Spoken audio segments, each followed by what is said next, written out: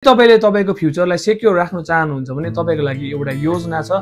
त्यो स्किम चाहिँ एकदम तपाईको लागि नै बनिएको हो। यो चाहिँ 2015 मै सेन्ट्रल गभर्नमेन्टले लन्च गरेको थियो र यसको बारेमा चाहिँ तपाईलाई म आज भन्न गइरहेछु। यसको लाभ कसरी उठाउनुहुन्छ र अनि यसमा बेनिफिट के छ आज म भन्न गइरहेछु। यो चाहिँ 2015 मै लन्च भएको स्किम हो। अनि यसमा चाहिँ के छ भने तपाई 18 वर्षदेखि 40 वर्षको बीचमा हुनुहुन्छ भने तपाईले 42 रुपैयाँ देखि पर मन्थ मतलब बैंकमा राखेर तपाईले यो स्किमलाई यसको लाभ उठाउन सक्नुहुन्छ।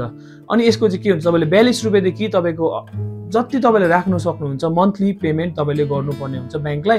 यो चाहिँ तपाईको जुनै पनि बैंकमा तपाईको सेभिङ्स अकाउन्ट छ त्यहाँनिर गएर तपाईले इन्क्वायरी गर्दा हुन्छ। यसको सर्ट फर्म चाहिँ छ एपीवाई।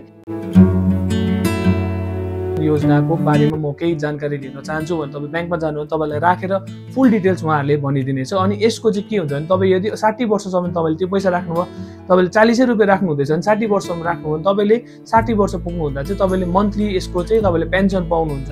जस्तै 1000, 2000, 5000 सम्म चाहिँ यसको पेन्सन हुन्छ र तपाईले पछि भोलि 60 वर्षदेखि माथि चाहिँ तपाईले आफ्नो पकेटको खर्च चाहिँ आफै निकाल्न सक्नु हुनेछ यो पेन्सनको द्वारा।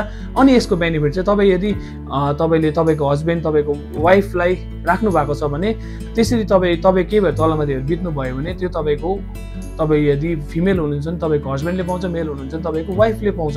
अनि तपाईको वाइफ पनि के तलमाथि भएर बित्नु भयो अब बुढेसकालमा सबैजना बित्छ है त्यो टाइममा बित्यो भने अनि तपाईको छोरा या त तपाईको छोरीलाई तपाईले नोमिनी राख्नु भएको छ भने यसको पेन्सनको थ्रुबाट चाहिँ तपाईको छोरा या त छोरीले 8 लाख रुपैयाँसम्म पनि यसको पैसा पाउनेछ। अनि बीचमै पैसा राख्दा तपाईँ 60 वर्ष नपुगी बीचमा पैसा निकाल्छु मलाई चाहियो भने तपाईले निकाल्नु पनि सक्नुहुनेछ। यो बैंकको थ्रुबाट तपाईले पाउनुहुनेछ पैसा।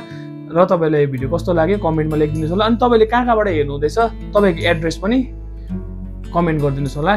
कहाँबाट हेर्दैछ हामीले पनि थाहा पाउनु भएको होस्। अनि मेरो पेजलाई फलो गरिदिनुस् होला। धन्यवाद।